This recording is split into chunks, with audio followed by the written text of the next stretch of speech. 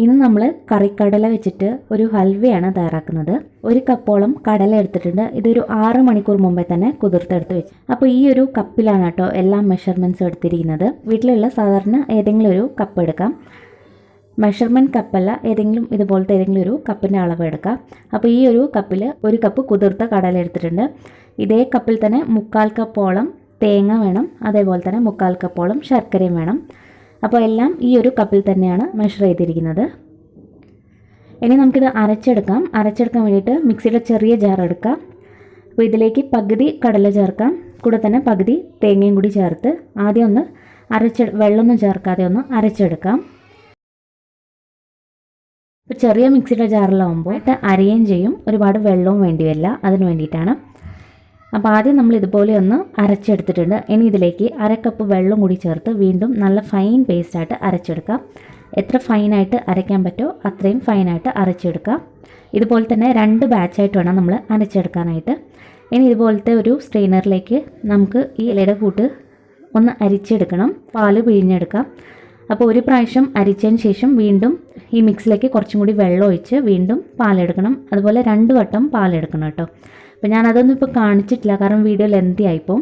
അപ്പോൾ 2 വട്ടം പാലെടുക്കുക. ഒരു പ്രാവശ്യം പാലെടുത്തതിന് ശേഷം വീണ്ടും അതിലേക്ക് കുറച്ചും കൂടി വെള്ളം ഒഴിച്ച് പാലെടുക്കുക. അപ്പോൾ അങ്ങനെ എല്ലാം പിഴിഞ്ഞെടുത്തിട്ടുണ്ട്. അപ്പോൾ ഇത്രയും പാലാണ് നമുക്ക് കിട്ടിയിരിക്കുന്നത്. അപ്പോൾ ഞാൻ നേരത്തെ കാണിച്ചിരിക്കുന്ന അളവ് പാത്രത്തിൽ മെഷർ ചെയ്തപ്പോൾ ഇത് 2.25 കപ്പോളം പാലുണ്ട് കേട്ടോ. ഇനി നമുക്ക് 1/4 കപ്പോളം ശർക്കര വേണം. ശർക്കര ഒന്ന് ഉരുക്കിയെടുക്കണം. അപ്പോൾ ഇത് ഉരുക്കിയെടുക്കാൻ വേണ്ടിയിട്ട് 1/2 കപ്പോളം വെള്ളം കൂടി ഒഴിച്ച് നമുക്കിതൊന്ന് ഉരുക്കിയെടുക്കാം. നല്ല കറുത്ത ശർക്കരയൊക്കെ ആണെങ്കിൽ നമ്മുടെ ഹൽവയ്ക്ക് നല്ലൊരു കളർ കിട്ടും. അപ്പോൾ ശർക്കര പാനി ഇവിടെ റെഡി ആയിട്ടുണ്ട്. ഇതിനി മാറ്റി വയ്ക്കാം. ഇനി അടികട്ടിയുള്ള ഏതെങ്കിലും ഒരു ചീനച്ചട്ടി എടുക്കുക. ഇനി ഈ പാല് ഒഴിക്കുന്നതിന് മുമ്പായിട്ട് നന്നായിട്ട് മിക്സ് ചെയ്തതിന് ശേഷം വേണം ഒഴിക്കാനായിട്ട്, അല്ലെങ്കിൽ പൊടിയൊക്കെ ഇങ്ങനെ അടിയിൽ തങ്ങി നിൽക്കും. ഇതിനി ഒരു 10 മിനിറ്റ് മീഡിയം ഫ്ലെയിമിലിട്ടൊന്ന് ഇളക്കി കൊടുത്തുകൊണ്ടിരിക്കണം. ഒന്ന് കട്ടിയാവുന്നത് വരെ മീഡിയം ഫ്ലെയിമിൽ തന്നെ ഇട്ട് ഇളക്കി കൊടുത്തുകൊണ്ടിരിക്കുക. അരിച്ചെടുക്കുമ്പോൾ കുറച്ച് തരിയൊക്കെ കാണും, അത് കുഴപ്പമൊന്നുമില്ല കേട്ടോ. ഒട്ടും തരിയില്ലാത്ത പാലൊന്നും നമുക്ക് വേണ്ടി വരില്ല. കുറച്ച് തരിയൊക്കെ ഉണ്ടെങ്കിലും കുഴപ്പമില്ല. 10 മിനിറ്റ് നമ്മൾ മീഡിയം ഫ്ലെയിമിലിട്ട് മിക്സ് ചെയ്തപ്പോൾ അത്യാവശ്യം കട്ടിയായിട്ടുണ്ട്. ഇതുപോലെ കട്ടിയായതിനു ശേഷം നമ്മളിതിലേക്ക് എടുത്തു വെച്ചിരിക്കുന്ന ശർക്കര പാനി ഒരു അരിപ്പയിൽ കൂടി അരിച്ച് ചേർക്കാം. ഇനി ഇത് മിക്സ് ചെയ്ത് കൊടുത്തുകൊണ്ടിരിക്കുക, കൈവിടാതെ മിക്സ് ചെയ്ത് കൊടുത്തുകൊണ്ടിരിക്കണം. അപ്പോൾ ഈ ഹൽവ ഉണ്ടാക്കാനായിട്ട് നമുക്ക് 40 മുതൽ 45 മിനിറ്റ് എടുക്കും ഉണ്ടാക്കിയെടുക്കാനായിട്ട്. അപ്പോൾ ഇതിനി ഒരു 20 മിനിറ്റ് ഇതുപോലെ തന്നെ ഹൈ ഫ്ലെയിമിൽ തന്നെ ഇട്ട് നന്നായിട്ട് മിക്സ് ചെയ്ത് കൊടുത്തുകൊണ്ടിരിക്കുക. ഇടയ്ക്കിടയ്ക്ക് നമ്മൾ നെയ്യും കൂടി ചേർക്കണം. ഇപ്പോൾ ഒരു 1/2 ടീസ്പൂൺ നെയ്യാണ് ചേർത്തിരിക്കുന്നത്. നെയ്ക്ക് പകരം വെളിച്ചെണ്ണ ആയാലും കുഴപ്പമൊന്നുമില്ല. അപ്പോൾ ഇത് നന്നായിട്ടൊന്ന് കട്ടിയാവുന്നത് വരെ നമുക്കിത് മിക്സ് ചെയ്ത് കൊടുത്തുകൊണ്ടിരിക്കാം. കുറച്ച് സമയം ഹൈ ഫ്ലെയിമിൽ വയ്ക്കുക, പിന്നെ തീ കുറച്ച് വയ്ക്കുക. അങ്ങനെ വേണം നമ്മളിത് മിക്സ് ചെയ്യാനായിട്ട്. കുറേ സമയം ഹൈ ഫ്ലെയിമിലൊക്കെ ഇട്ടാൽ അടി പിടിക്കും. മാത്രമല്ല ഇത് തെറിക്കുന്നുമുണ്ട്. അതുകൊണ്ട് ഒരുപാട് ഹൈ ഫ്ലെയിമിലാക്കുക, കുറച്ച് സമയം ഹൈ ഫ്ലെയിമിലാക്കുക, പിന്നെ ലോ ഫ്ലെയിമിലാക്കുക. അങ്ങനെ വേണം നമ്മളിത് മിക്സ് ചെയ്തെടുക്കാനായിട്ട്. അപ്പോൾ ഇതിലുള്ള വെള്ളമൊക്കെ മാറി നന്നായിട്ട് ഇത് കട്ടിയായി കിട്ടും. ഇപ്പോൾ കണ്ടില്ല, അത്യാവശ്യം ഒന്ന് കട്ടിയായി തുടങ്ങിയിട്ടുണ്ട്. അപ്പോൾ ആദ്യം നമ്മൾ 1/2 ടീസ്പൂൺ നെയ്യ് ചേർത്തിരുന്നു. വീണ്ടും 1/2 ടീസ്പൂൺ നെയ്യും കൂടി ചേർക്കുക. വീണ്ടും ഒന്ന് മിക്സ് ചെയ്ത് കൊടുക്കാം.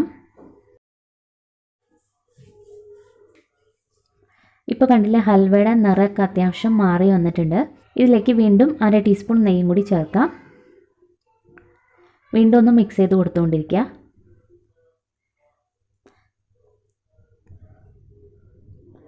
നോൺ സ്റ്റിക്ക് പാനിലേക്ക് ആകുമ്പോൾ കുറച്ചും കൂടി എളുപ്പമായിരിക്കും. ഇനി ഇതിലേക്ക് ഏലക്ക പൊടിച്ചതാണ്. ഒരു 3 ഏലക്ക പഞ്ചസാരയുടെ കൂടെ ഇട്ട് പൊടിച്ചെടുത്തതാണ്. ഏലക്കപ്പൊടിയും കൂടി ചേർത്ത് ഒന്ന് മിക്സ് ചെയ്തെടുക്കാം. ഇപ്പോൾ നന്നായിട്ട് തന്നെ കട്ടിയായി വന്നിട്ടുണ്ട്. ഇനി ഇതിലേക്ക് നമ്മൾ കുറച്ച് നട്ട്സാണ് ചേർക്കുന്നത്. ഞാനിവിടെ കുറച്ച് കാഷ്നട്ട് മാത്രമാണ് ചേർക്കുന്നത്. നമുക്ക് ഇഷ്ടമുള്ള നട്ട്സൊക്കെ ചേർക്കാം. വീണ്ടും 1/2 ടീസ്പൂൺ നെയ്യും കൂടി ചേർത്ത് ഒന്നും കൂടി ഒന്ന് മിക്സ് ചെയ്തെടുക്കാം.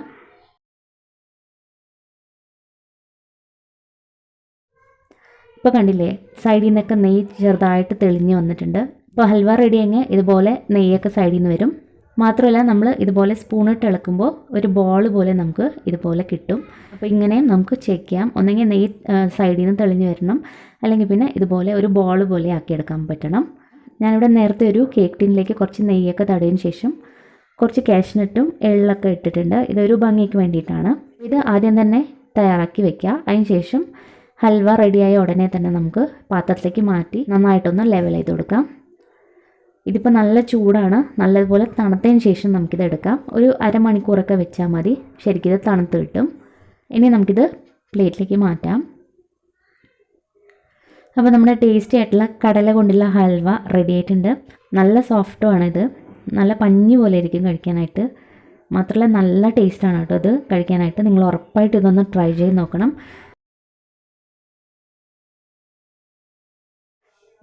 ശരിക്കും വേറൊരു ടേസ്റ്റ് തന്നെയാണ്. അപ്പോൾ നിങ്ങൾ എന്തായാലും ഇതൊന്ന് ട്രൈ ചെയ്ത് നോക്കണം. പിന്നെ ഇത് റബ്ബർ പോലത്തെ ഹൽവയല്ല കേട്ടോ, നല്ല സോഫ്റ്റ് ആയിട്ടുള്ള ഹൽവയാണ്. അപ്പോൾ ഈ ഒരു റെസിപ്പി എന്തായാലും ഒന്ന് ട്രൈ ചെയ്ത് നോക്കുക, നിങ്ങൾക്ക് ഇഷ്ടപ്പെടും. ട്രൈ ചെയ്തതിന് ശേഷം അഭിപ്രായങ്ങളൊക്കെ അറിയിക്കണം. അപ്പോൾ നിങ്ങൾ ഈ വീഡിയോ ആദ്യമായിട്ടാണ് കാണുന്നതെങ്കിൽ, ഇഷ്ടപ്പെടുകയാണെങ്കിൽ ചാനൽ സബ്സ്ക്രൈബ് ചെയ്യാനും മറക്കരുത്. താങ്ക്